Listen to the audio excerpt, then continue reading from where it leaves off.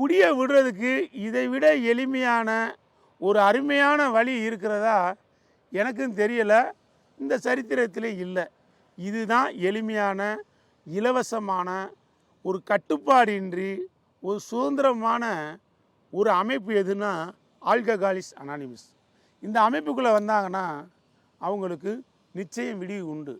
அவங்க செய்ய வேண்டிய ஒரே ஒரு வேலை, அவங்களுக்குள்ள குடியை விடுவதற்குண்டான விருப்பம் நிச்சயம் வேண்டும். விருப்பம் இருந்தால் மட்டுமே இது வேலை செய்யும்.